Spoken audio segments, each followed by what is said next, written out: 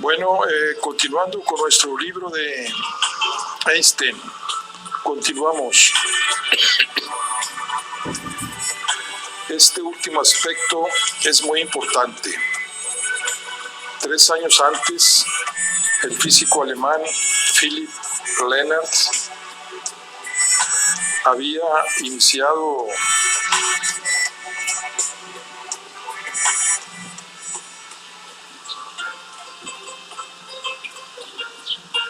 los experimentos sobre el efecto fotoeléctrico.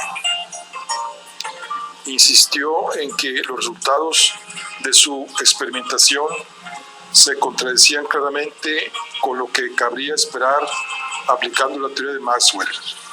Por ejemplo, al aumentar la frecuencia de la luz, aumentaba la energía de los electrones liberados, hecho que no tenía ningún sentido desde una perspectiva maxwelliana. Einstein demostró que la idea de los cuantos de luz podía explicar con suma facilidad los sorprendentes resultados obtenidos por Leonardo. Tomemos, por ejemplo, el efecto del cambio de frecuencia. Proyectar la luz sobre el metal equivalía a arrojar sobre él cuantos de luz. Como la proporción energía-frecuencia tenía un valor fijo, a mayor frecuencia, mayor energía, y por tanto, mayor sería el impacto producido por la luz sobre el electrón con el que chocara. No es extraño que los electrones se desprendieran con mayor energía cuando aumentaba la frecuencia de la luz. Los demás efectos extraños podían explicarse con la misma facilidad, y Einstein consiguió deducir una fórmula fotoeléctrica muy sencilla, ahí donde la complicada teoría de Maxwell resultaba inútil. Los resultados fotoeléctricos superaban con mucho lo que por entonces se sabía de forma experimental. Este fue, en resumen, el contenido del artículo de Einstein. Acabaremos el capítulo echando un vistazo más allá de 1905. Los físicos no recibieron la idea de Einstein con los brazos abiertos. Ocurrió exactamente lo contrario. Planck y otros científicos de gran talla encontraron enseguida graves objeciones al concepto de cuanto de luz. Por fortuna, Einstein tenía muchas más ideas sobre el cuanto. La teoría del calor interior en cuanto a energía de movimiento de las partículas de los gases que entrechocaban entre sí y de las vibraciones internas de los sólidos había conseguido importantes éxitos, pero ya antes de 1900 tropezó con grandes dificultades que ponían en peligro su supervivencia. En 1907, Einstein la salvó. Decía que sí, como él pensaba, había que tomarse en serio la idea de Planck. Esta debía tener aplicación en todos los tipos de vibraciones internas, sin ninguna excepción. Demostró de qué manera podían resolverse las principales dificultades mediante el quantum y en especial eliminó las discrepancias experimentales relacionadas con los calores vibratorios internos de los sólidos y dedujo la existencia de interrelaciones insospechadas que luego se verificaron experimentalmente. Como consecuencia de estas investigaciones de Einstein sobre el quantum, y dado que éste no parecía tan peligroso cuando se le encerraba dentro de los límites de la materia como cuando se dejaba sueltos, otros físicos comenzaron a tomarse en serio la idea de Planck y, junto con Einstein, a aplicarla con magníficos resultados. Pero no demostraron ningún entusiasmo por los cuantos de luz de Einstein. Intentaron comprobar experimentalmente su fórmula fotoeléctrica, pero los experimentos resultaron difíciles y todavía en 1913 los resultados eran poco concluyentes. En dicho año, Planck y un selecto grupo de científicos tuvieron la oportunidad de expresar la opinión que les merecía Einstein, aunque hablaban en términos muy elogiosos de su trabajo, manifestaban sus reservas sobre su idea de los cuantos de luz, dando a entender con delicadeza que no había que reprochar a tan audaz e innovador por haberse excedido. El investigador americano Roberto Millikan, tras medir con precisión la carga eléctrica del electrón, buscaba nuevos terrenos que conquistar. Como correspondía a su personalidad, buscó con toda intención un problema especialmente difícil y decidió investigar el efecto fotoeléctrico. Estuvo trabajando 10 años con el propósito de demostrar de una vez por todas que la increíble teoría de Einstein no encajaba con resultados experimentales. Con gran sorpresa por su parte, comprobó que había entre ambos una maravillosa correspondencia, una maravillosa concordancia. Sin embargo, cuando publicó sus resultados finales en 1916, no se resignó a aceptar la idea revolucionaria de los cuantos de luz. No obstante, cada vez era más claro que a pesar de los enormes problemas que suscitaban, los cuanta de luz debían tomarse muy en serio, ya que Einstein ya en 1905, mientras estaba en su oficina de patentes, había sido más lúcido que todos sus contemporáneos.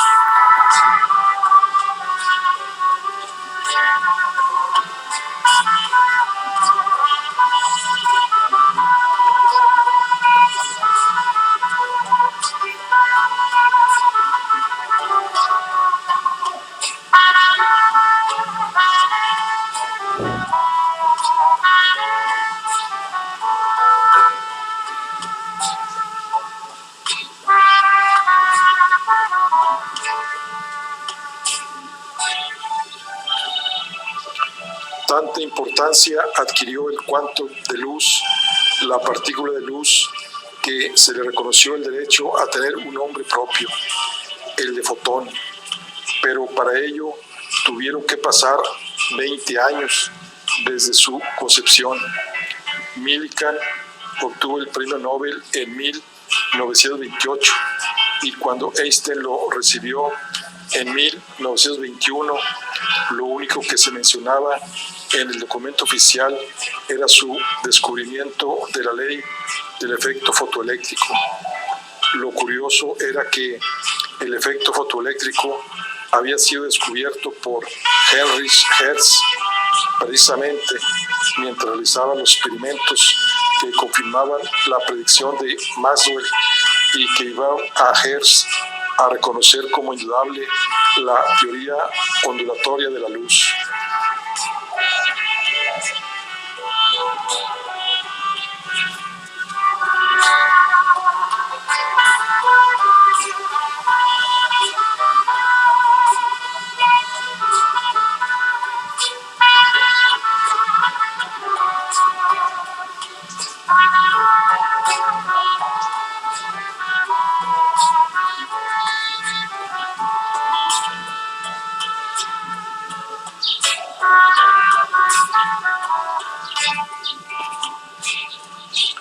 Capítulo 5.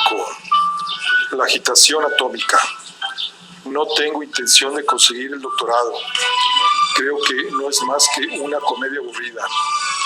Al volver al año de 1905, resuenan estas palabras que Einstein dijo a Bezout en 1903.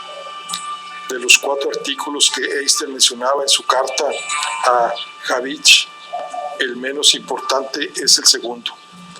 Al parecer, Einstein lo terminó un mes después del primero. Lo envió a la Universidad de Zúrich como posible tesis doctoral. Kleiner, que en 1901 había rechazado la tesis inicialmente propuesta por Einstein, lo rechazó por considerarlo demasiado breve. Einstein lo envió de nuevo, añadiendo una sola frase, y fue aceptado. De esta manera consiguió el doctorado en 1905, en circunstancias que le permitían mantenerse fiel al espíritu, aunque no a la letra, de su amargo comentario a Bezout. Tenemos razones para sospechar que llegó a pensar en pedir un préstamo a Bezout para correr con los gastos de impresión de la tesis.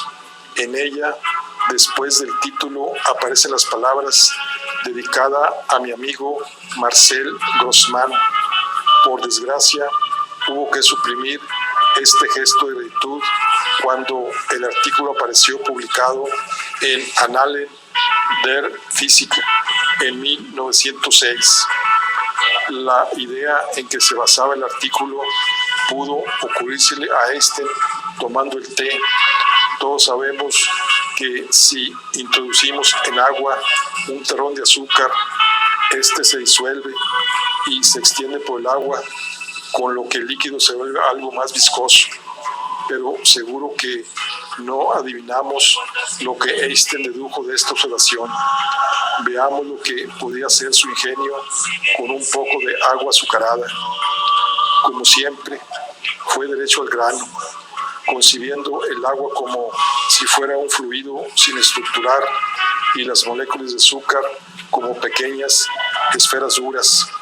Este modelo elemental le permitió hacer cálculos que hasta entonces habían resultado imposibles, y después de prolongados esfuerzos dedujo varias ecuaciones que indicaban la forma en que las esferas debían difundirse para, mediante su presencia, aumentar la viscosidad del agua. Y ahora es cuando viene la sorpresa. Tras elaborar la teoría, Einstein averiguó las velocidades de difusión y las viscosidades de las soluciones de azúcar en el agua. Introdujo estos números en sus ecuaciones. ¿Y qué es lo que averiguó? En primer lugar, lo que anunciaba en el título del trabajo, a saber, una nueva determinación de los tamaños de las moléculas. En el caso del azúcar, daba una anchura aproximada de la 20ª parte de la millonésima de una pulgada. Dadas las circunstancias, el cálculo era bastante aproximado. Pero eso no era todo. Encontró también un valor de unos 100 trillones para lo que se conoce como número de Avogadro, que es el número de moléculas de un gas cualquiera en un volumen dado y en determinadas condiciones. No fue Einstein el primero en averiguar los valores de estas cantidades fundamentales. Ya se habían realizado ingeniosos cálculos basados, por ejemplo, en las propiedades de los gases, pero nadie lo había hecho partiendo de las propiedades de las soluciones líquidas. El número de Avogadro era de especial importancia. Sabiendo su valor, se podían deducir inmediatamente cosas como la masa de cualquier átomo, quién fue el primero en encontrar un valor fiable para este número clave. El honor corresponde a Planck y lo encontró en lo que podría parecer un lugar poco probable, en las mediciones de la radiación del cuerpo negro. En concreto, expuso su deducción en 1900 en un artículo sobre la hipótesis del cuanto, hazaña en la que tanto Planck como Einstein habían reconocido instintivamente un progreso fundamental. Pero, ¿cómo era posible encontrar el número de Avogadro a partir del brillo de un cuerpo negro? Parecen ser dos realidades sin ninguna relación. Es difícil hacer ver la estrecha interconexión y las enormes posibilidades de aplicación de los principios en que se basaban los físicos. Tomemos como ejemplo la fórmula probabilística de la entropía propuesta por Boltzmann. Como estaba basada en la teoría molecular de los gases, contenía un número clave, la llamada constante de los gases, que aparecía siempre que se calculaba la entropía de forma probabilística, tanto si trataba de gases como si no. Debemos contentarnos con este comentario tan incompleto, pues si queremos seguir el fuerte ritmo de los descubrimientos de Einstein, tenemos que caminar deprisa. Un mes después de presentar el trabajo sobre el azúcar, Einstein envió a Annales der Physik el tercero de los 4 artículos que había mencionado a Harris, el que con toda justicia se hizo tan famoso. La hermana de Einstein, Maja, hablando de la época de su juventud, contaba cuánto disfrutaba el joven Einstein fumando en una pipa de 1 metro de largo que le había regalado su padre. En sus memorias escribió: le encantaba observar las maravillosas formas que adquirían las nubes de humo y estudiar los movimientos de las partículas individuales de humo, así como la relación que había entre ellas.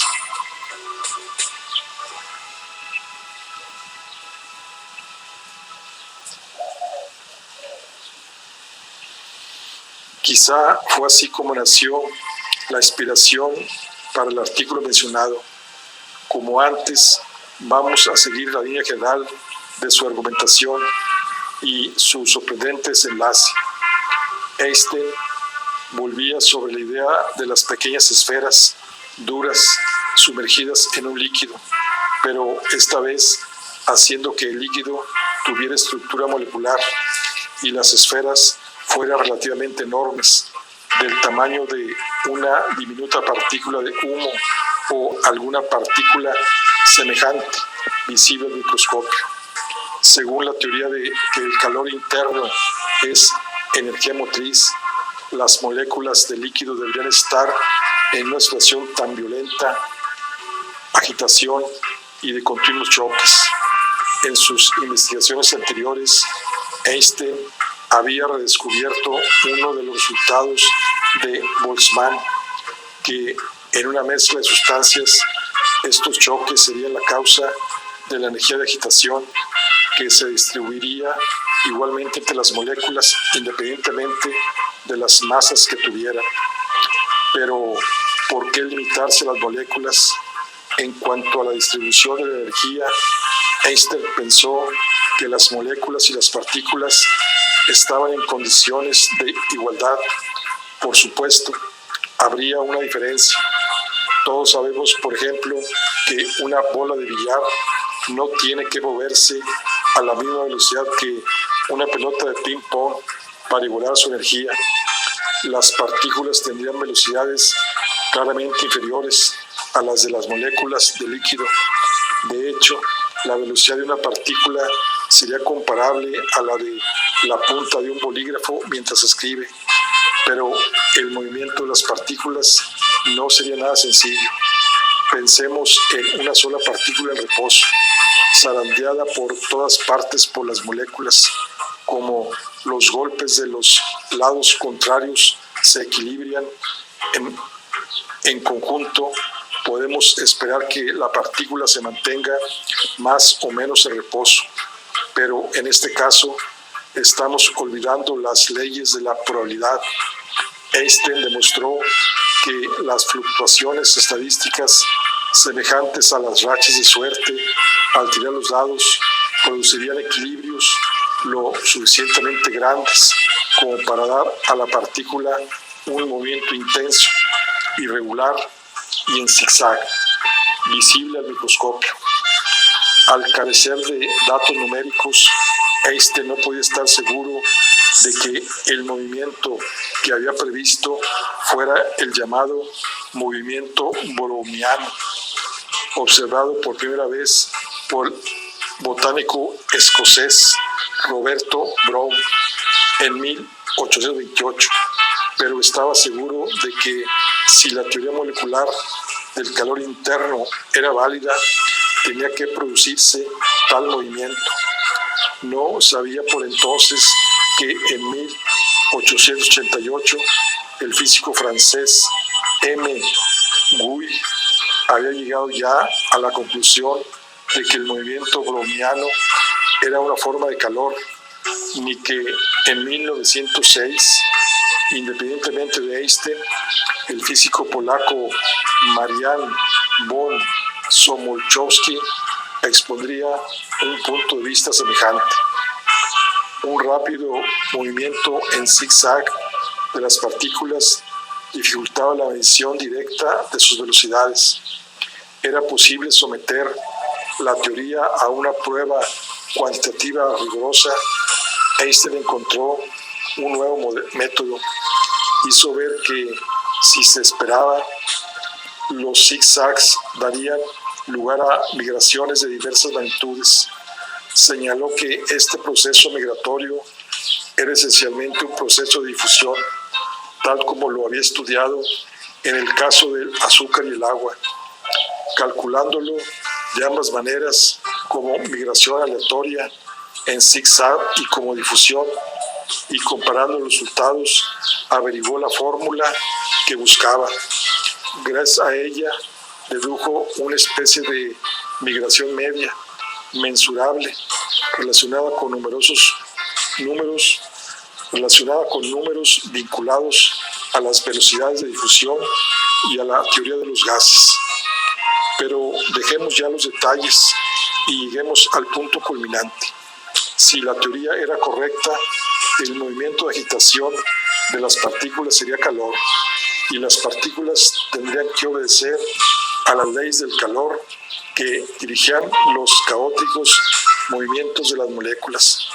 Las partículas demostrarían la teoría molecular del calor en una escala que efectivamente pondría de manifiesto la evidencia de la misma hipótesis molecular. Experimentos posteriores no solo confirmaron la validez de la ecuación de Einstein, sino que demostraron que una cantidad clave que dirigía el movimiento browniano tenía el mismo valor numérico que su equivalente en la teoría molecular de los gases. Esto tenía una importancia trascendental. El mismo Einstein lo explica en sus notas autobiográficas. Mi objetivo principal era averiguar los hechos que demostrarían, en la medida de lo posible, la existencia de átomos de un tamaño finito, definido. La verificación experimental de la ley estadística del movimiento browniano, junto con la determinación por Planck del verdadero tamaño molecular a partir de la ley de la radiación, convencieron a los escépticos, que eran muchos por entonces. Oswald Mach. de la realidad de los átomos. Este es el punto culminante. Por fin se ha llegado a aceptar el átomo y con eso terminamos el capítulo. Lo que sigue es una posdata. Ernesto Mach, a quien Einstein menciona entre paréntesis, era un físico austriaco cuyas penetrantes ideas en otros asuntos científicos influyeron profundamente en Einstein. ¿Qué decir de Wilhelm Oswald? Todavía más escéptico, no le suena el nombre, fue el químico y físico alemán a quien en 1901 Einstein y el padre de Einstein habían escrito sin ningún resultado. Es reconfortante hacer constar que Oswald y Einstein llegaron a ser buenos amigos y se tuvieron en muy alta estima. Capítulo 6. Tiempos mejores. Sobre la electrodinámica de los cuerpos en movimiento, este título se ha hecho famoso en los anales de la ciencia. Es el del último de los 4 artículos mencionados por Einstein en su carta a Habich, y con él llegamos por fin a la relatividad. En su carta, Einstein había dicho que el artículo no era todavía más que un borrador. No seamos demasiado exigentes con él por eso. Terminó el manuscrito en muy poco tiempo. A decir verdad, el ritmo de trabajo resulta pasmoso. El artículo llegó a Annales del Physique el 30 de junio de 1905, solo 15 semanas después del trabajo revolucionario sobre los cuantos de luz. Durante ese periodo había realizado también la tesis doctoral y el artículo sobre el movimiento browniano, al mismo tiempo que se ganaba la vida trabajando en la oficina de patentes. No es de extrañar que se sintiera agotado cuando hubo terminado el artículo sobre la relatividad. ¿Dónde estoy? ¿Cómo me muevo? Estas preguntas fundamentales están en la raíz de la relatividad y contienen muchas sorpresas. Imaginemos las emociones que podrían provocar estas preguntas en el hombre primitivo, incluso en sus sueños, pesadillas en las que se vería perdido en la selva, huyendo, aterrorizado de enemigos invisibles, y el alivio de despertarse sano y salvo en su cueva, en casa y tranquilo, con las inquietantes preguntas respondidas, pero respondidas con demasiada facilidad. Y qué decir de otros hombres más civilizados, los eclesiásticos, protegidos en sus claustros, convencidos de que la tierra estaba inmóvil y de que todo lo demás, físico o espiritual, giraba a su alrededor. También ellos tuvieron durante cierto tiempo respuestas fáciles, pero Copérnico, a quien siguieron Kepler y Galileo, predicó la herejía de una tierra en movimiento, y los eclesiásticos se aterrorizaron hasta el punto de recurrir a la represión. Si se hablaba de una tierra móvil, habría que destronar al hombre del lugar central que ocupaba dentro de su esquema conceptual. Con el tiempo, la herejía se fue abriendo paso, y con la madre tierra convertida en una partícula itinerante perdida en los confines de un universo enorme. ¿Dónde estaba el claustro? ¿Dónde estaba la cueva? ¿Cómo se movía? El hombre había creído desde hacía tiempo, con Platón y Aristóteles, que los cielos estaban sometidos a reglas muy diferentes de las que regían la tierra, y tenía razones para hacerlo. No era cierto que mientras la luna daba vueltas, la manzana caía al suelo,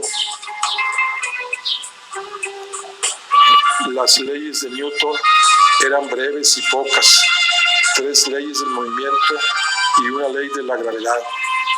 Al formularlas, Newton tuvo que hablar de reposo y movimiento, pero reposo y movimiento en relación con qué. Desde luego no con una Tierra lanzada en el espacio. Newton estaba proponiendo leyes cósmicas, no solo terrestres, y gracias a su genio comprendió que a las leyes del cosmos había que ponerles un marco cósmico. En relación con el que concibió audazmente un espacio absoluto ilimitado y sin rasgos definitivos, inmóvil y nacido de la omnipresencia de Dios. Introdujo también la idea de un tiempo absoluto que fluía uniformemente y que nacería de la duradera existencia de Dios. Con un espacio absoluto inmóvil podía hablar cósmicamente de reposo absoluto y de movimiento absoluto. Con tiempo absoluto constante podía hablar de movimiento uniforme o no uniforme. Con ambos podía hacer frente a las preguntas cósmicas: ¿dónde estoy? ¿Cómo me muevo? Si nos paramos a pensar, veremos fácilmente que hay en todo esto una especie de absurdo. Nos parece que un espacio absoluto carente de rasgos especiales es un criterio razonable para determinar la posición y el movimiento.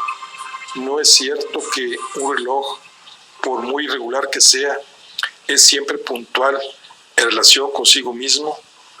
¿Cómo no va a ser uniforme el flujo del tiempo absoluto si él es el único criterio para medir su flujo? No importa, los cimientos de la ciencia son siempre confusos. Newton no era un simplón, sabía perfectamente lo que estaba haciendo. Tenía que empezar por algún lado, y su introducción del espacio y del tiempo absolutos fue la obra de un genio consumado. Es cierto que sus ideas fueron inmediatamente atacadas por críticos tan importantes como el filósofo y obispo irlandés Jorge Berkeley y el filósofo, matemático y diplomático alemán Gottfried Leibniz. Pero como nada tiene más éxito que el éxito mismo, las objeciones iniciales se olvidaron casi por completo. El espacio absoluto y el tiempo absoluto siguieron adelante y adquirieron la categoría de dogma científico. En el siglo XIX, 2 siglos después de su introducción, Ernesto Mach volvió a criticarlos, pero se mantuvieron en pie. Newton era un perfecto constructor y el sistema de su mecánica tenía todo lo que necesitaba para ser duradero. Antes de seguir adelante, y por razones de comodidad, vamos a dar por supuesto que siempre que hablemos del movimiento en cuanto uniforme, queremos decir uniforme en línea recta y sin rotación. De las numerosas deducciones que Newton extrajo de sus leyes en sus Principia, recordamos, teniendo presente lo dicho en el párrafo anterior, la quinta: los movimientos relativos de los cuerpos que se encuentran en un vehículo dado son lo mismo tanto si el vehículo está en reposo como si está en movimiento uniforme. Lo que se dice aquí, y es algo que está conforme con nuestra experiencia, es que dentro de un vehículo en movimiento uniforme no se notan las consecuencias de dicho movimiento. Alguien podría objetar que en un vehículo abierto el paisaje y la velocidad del aire revelarían el movimiento del vehículo aun cuando este movimiento fuera uniforme. Podríamos responderle diciendo que el vehículo debería carecer de ventanas y estar herméticamente cerrado, pero no vale la pena hacer trampas y además no es necesario. El paisaje que se mueve y la fuerza del aire solo nos dice cómo nos movemos en relación con ellos. Newton estaba hablando en el plano cósmico sobre el reposo absoluto y el movimiento uniforme absoluto en relación con un espacio absoluto carente de signos distintivos. Imaginámonos que estamos dentro de un vehículo científicamente equipado y en movimiento absoluto en algún lugar del espacio absoluto. Nuestra misión consiste en responder en sentido absoluto a esta pregunta: ¿cómo me muevo? Nuestra primera idea es observar puntos de referencia como la Luna y Júpiter o las estrellas, pero ¿de qué nos serviría? ¿Cómo la fuerza del aire y el cambio de paisaje en la Tierra solo nos pueden decir algo sobre movimientos relativos? Luego, quizá se nos ocurra hacer experimentos mecánicos dentro del vehículo para detectar su movimiento absoluto. Entonces es cuando comenzamos a vislumbrar la importancia de la quinta deducción de Newton. En ella viene a decirnos que estamos perdiendo el tiempo. Los experimentos están condenados al fracaso. Si buscáramos desviaciones del movimiento absoluto y uniforme, podríamos salirnos fácilmente con la nuestra, pero nuestro movimiento absoluto y uniforme es físicamente indetectable.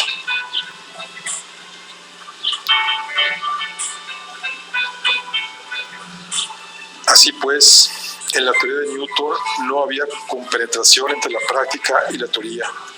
En la práctica, ni el reposo ni el movimiento uniforme podían ser absolutos. Las mismas leyes de Newton lo reconocían. Sin embargo, Newton había establecido sus leyes en el espacio y en el tiempo absolutos, que en principio lo negaban. No vamos a detenernos a explicar cómo eludió Newton sus propias leyes para resolver esta dificultad. Cuando John y Fresnel echaron por tierra su teoría de las partículas de la luz, se dio un cambio en la situación. Si la luz se propaga en forma de onda, todo el universo visible estaría lleno de algo, llamémosle éter, que transmite las ondas. Quizá parezca que esto no tiene demasiada importancia para nosotros, pero como señaló Young, la experimentación óptica hacía pensar que este éter atravesaba libremente la materia. Si exceptuamos las rizadas ondas luminosas, podría considerarse que estaba en reposo absoluto. Así pues, a pesar de la quinta deducción de Newton, que se refería a los dispositivos mecánicos, los experimentos ópticos podían lograr detectar el movimiento uniforme de un vehículo a través del éter, y este movimiento podría considerarse como absoluto. Los experimentadores se dieron cuenta de ello. Ya desde 1818 realizaron ingeniosos experimentos ópticos para medir el movimiento absoluto de la Tierra, su movimiento en relación con el éter en reposo, pero los resultados no coincidieron con los que habían esperado. Si el lector ha leído ya algo sobre la relatividad, le aconsejamos que no saque todavía ninguna conclusión.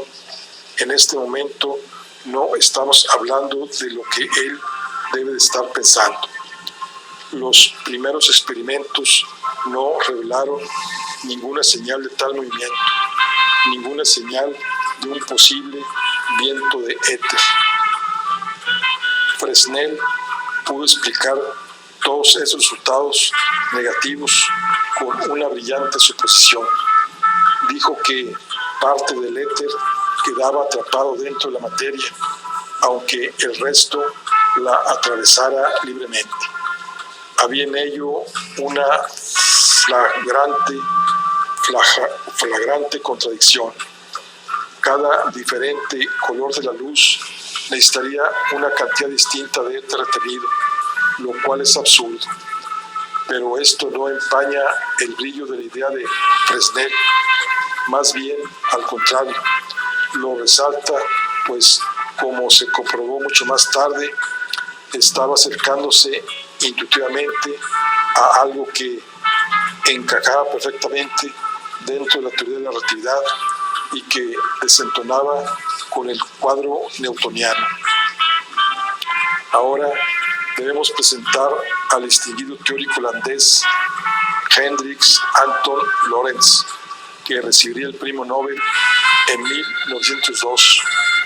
En los años finales del siglo XIX perfeccionó de forma considerable la teoría electromagnética de Maxwell y al mismo tiempo obtuvo la fórmula de Fresnel sin su contradicción interna y con el éter totalmente estacionario, exceptuando el caso de las ondas luminosas que lo atravesaban. Todo parecía ya resuelto, de no haber sido porque en el último año de su vida Maxwell había propuesto un nuevo método óptico para medir el movimiento de la Tierra a través del éter. Exigía una sensibilidad tan extraordinaria que llegó a convencerse de que no se podía poner en práctica. Sin embargo, en teoría, hacía pasar a segundo plano la fórmula de Fresnel, según la cual todo método óptico menos sensible estaba condenado al fracaso. Pero Maxwell había sido demasiado pesimista. No había previsto la habilidad experimental del físico germano-americano Alberto Michelson, que recibiría el premio Nobel en 1907 en un intento previo realizado en 1881, aplicando con gran precisión las franjas de interferencias. Michelson demostró la viabilidad del experimento y en 1887, junto con su colega el químico E.W. Morley, lo realizó todavía con mayor precisión. El experimento de Michelson-Morley es demasiado conocido como para que debamos describirlo una vez más. Buscaba la existencia de un efecto del movimiento de la Tierra sobre la velocidad de la luz medida en la Tierra. Si ésta se mueve a través del éter inmóvil, correrá por el laboratorio una especie de viento de éter. Entonces se proyecta una luz en la dirección de la corriente hacia un espejo y se la hace volver. Los cálculos indican que el tiempo del trayecto será ligeramente superior al de un recorrido semejante en contra de la corriente, y al medir las diferencias de los tiempos utilizados por la luz en sus recorridos de ida y vuelta en diferentes direcciones, se puede medir la velocidad del viento del éter y por tanto la velocidad de la Tierra a través del éter. El aparato tenía la precisión necesaria para realizar su cometido, pero Michelson tuvo que aceptar su gran decepción. No se habían detectado diferencias en los tiempos. En adelante consideró el experimento como un fracaso y hasta 1902 siguió pidiendo disculpas siempre que hablaba de él. Considerado como un intento de medir el movimiento absoluto de la Tierra, este experimento fue un auténtico fracaso, pero este mismo fracaso construyó su éxito. El resultado negativo del experimento de Michelson-Morley resultó desconcertante para las pocas personas que pudieran entender lo que ahí estaba en juego. Michelson había supuesto que el resultado negativo significaba que la Tierra transporta consigo su propio éter, pero dado que había pruebas experimentales y razones teóricas que demostraban abrumadoramente lo contrario, los teóricos se encontraban ante un grave problema. Tenía que haber una corriente de éter. Entonces, ¿por qué no se manifestaba? El físico irlandés G.F. Fitzgerald y más tarde Lorentz ofrecieron independientemente una explicación. Los objetos se contraen en la dirección de su movimiento a través del éter, siendo esta contracción de la magnitud necesaria para anular el efecto del viento del éter en el experimento de Michelson-Morley. Cuanto mayor fuera la velocidad con que se atravesaba el éter, mayor debería ser la contracción. A la velocidad orbital de la Tierra, que es de unos 30 kilómetros por segundo, las longitudes se contraerían solo una 100.000.000ª parte, pero a la velocidad de la luz, que es de unos 300.000 kilómetros por segundo, las longitudes deberían reducirse a cero. En general, esta suposición ad hoc no suscitó demasiado entusiasmo. El gran matemático, teórico, filósofo de la ciencia y divulgador francés Henri Poincaré expresó su disgusto ante aquella situación. Criticó, en primer lugar, el planteamiento fragmentario. Primero, Fresnel, con su éter retenido, que echaba por tierra los resultados nulos de los experimentos anteriores, menos elaborados, y ahora Fitzgerald y Lorentz, con su contracción, que echaba por tierra los resultados nulos de los experimentos más convincentes. ¿Qué ocurriría si los experimentadores alcanzaran todavía mayor precisión y encontraran nuevos resultados inesperados? Habría que buscar a toda prisa otras nuevas suposiciones debidamente acomodadas a la nueva situación. Expoliado por las críticas e incitaciones de Poincaré, Lorentz realizó un intento sistemático de reconciliar las ecuaciones de Maxwell con los resultados negativos del experimento de Michelson-Morley y de otros experimentos ya realizados o que pudieran realizarse en el futuro. En 1904, tras ímprobos esfuerzos, había resuelto en lo esencial el problema matemático. No hace falta entrar en detalles y nos limitaremos a decir unas palabras, aunque quizá todo nos parezca un galimatías. El problema estaba en mantener intacta la forma de las ecuaciones de Maxwell al pasar de un vehículo que se encontraba en reposo en el éter a otro que se mueve uniformemente en relación con él. Para lograrlo, Lorentz utilizó, entre otras cosas, longitudes contraídas, pero no consiguió plenamente conservar la forma de las ecuaciones de Maxwell. Se había deslizado un pequeño error. Mientras tanto, Poincaré había realizado interesantes precisiones.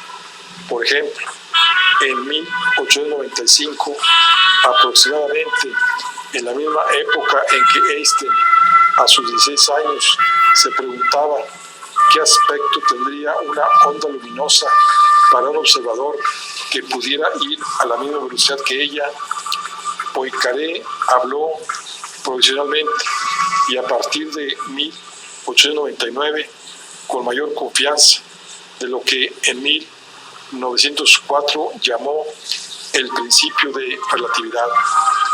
Decía fundamentalmente lo que había afirmado la quinta deducción de Newton, que no podemos determinar el reposo absoluto ni el movimiento uniforme, pero Poincaré, que lo interpretaba teniendo presente la teoría de Maxwell, se dio cuenta con sorprendente precisión profética de que era necesario cambiar radicalmente la teoría de Newton.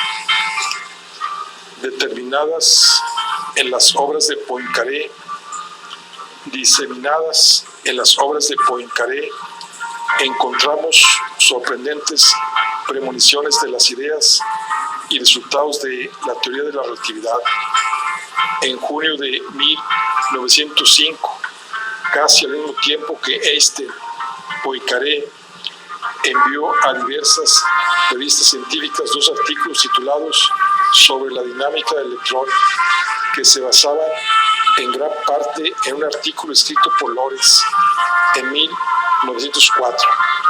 El primero no era más que una breve nota que intentaba eliminar el defecto del artículo de Lorentz y en él aludía a lo que Poincaré desarrollaba con gran detalle matemático en su segundo artículo. Como es natural, Einstein no sabía nada de los 2 artículos de Poincaré, todavía sin publicar cuando escribió el suyo. Tampoco conocía el artículo de Lorentz de 1904.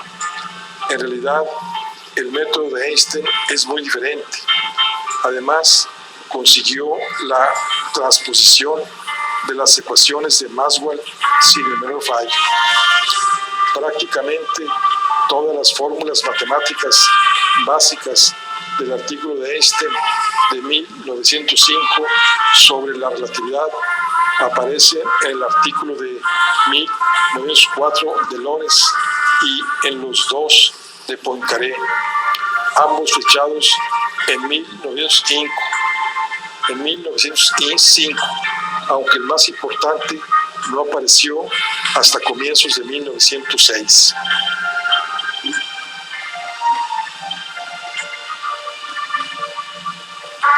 La presencia de fórmulas casi idénticas era inevitable, pues la relatividad tiene una estrecha conexión matemática con las ecuaciones de Maxwell y con las matemáticas de la propagación ondulatoria.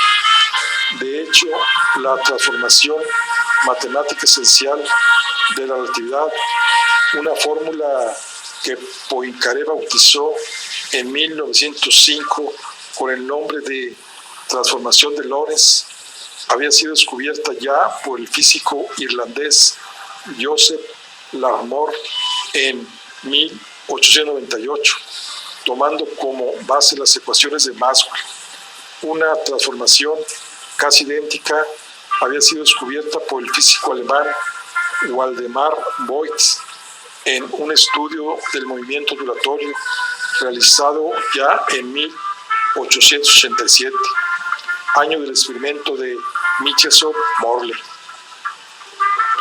Por desgracia, tenemos que insistir en todo esto, pues las semejanzas matemáticas han llevado a algunas personas a creer erróneamente que la aportación de Einstein fue solo marginal, cosa que no es verdad. Pero para ser justos, hemos de añadir que en las obras escritas por Poincaré se encuentran muchas ideas que, vistas retrospectivamente, hacen que nos preguntemos por qué no llegó a dar el paso decisivo que llevaba a la teoría de la relatividad cuando se encontraba tan cerca. Tras estos largos preliminares, estamos ya preparados para enfrentarnos con el trabajo de Einstein de 1905, en el que estudiaba la electrodinámica de los cuerpos en movimiento. Si prestamos atención, la recompensa será grande, aunque también el esfuerzo. Impresionado por la fuerza irresistible de las leyes de la termodinámica que afirman la imposibilidad de que haya máquinas dotadas de movimiento perpetuo, Einstein buscó un principio de imposibilidad comparable, pero la verdadera clave de la teoría de la relatividad se le presentó de forma inesperada tras varios años de desconcierto. El hecho se produjo una mañana al despertarse y levantarse de la cama. De repente, las piezas de un gigantesco rompecabezas parecieron encajar con una facilidad y naturalidad que le llenaron de confianza. Pero también tenía confianza en su trabajo, todavía más especulativo sobre los cuantos de luz, con sus imprevistas piezas de lo que parecía ser un complicado rompecabezas extraño y contradictorio.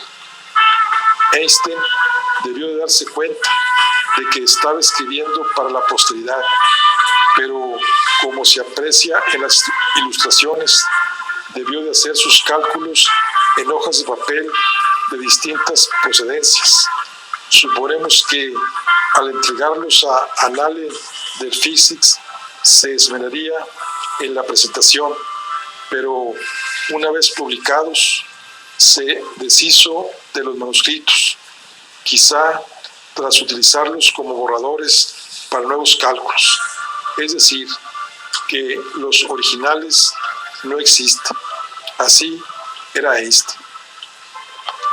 Pero pasemos ya al contenido de su artículo de 1905 sobre lo que recibió el nombre de teoría especial de la relatividad. Señalemos en primer lugar que Einstein no menciona para nada el experimento de Michelson-Morley. Parece que no le hizo mucha falta utilizarlo en su argumentación. Además, pasa por alto la afirmación hecha en su trabajo de solo unas semanas antes de que la luz debe estar formada de alguna manera por cuantos. Al igual que en dicho artículo, comienza señalando un conflicto que llega hasta el fondo del problema. La teoría de Maxwell establece distinciones injustificadas entre reposo y movimiento. Einstein pone un ejemplo. Cuando se cruza un imán y una bobina de cable conductor, aparece en el cable una corriente eléctrica. Supongamos que entendemos que el imán se mueve y el cable está en reposo. En este caso, la teoría de Maxwell ofrecería una explicación excelente. Supongamos que hacemos un cambio y pensamos que se mueve la bobina y que el imán está en reposo. La teoría electromagnética de Maxwell sigue construyendo una explicación, pero muy distinta de la primera, aun cuando las corrientes calculadas fueran iguales. Tras haber despertado nuestras sospechas sobre el valor de las ideas de reposo y movimiento en Maxwell, Einstein las confirma mencionando los fallidos intentos de descubrir algún movimiento en la Tierra en relación con el éter. Luego formula un postulado de imposibilidad, según el cual no hay experimento posible que pueda detectar el reposo absoluto y el movimiento uniforme. La quinta deducción de Newton es válida para toda la física. A la vista de las pruebas, este postulado, que él denomina principio de relatividad, es totalmente plausible. Einstein añade a continuación un segundo principio que parece por lo menos tan plausible como el anterior, y con esta doble llave jugada prepara adecuadamente el terreno para la revolución.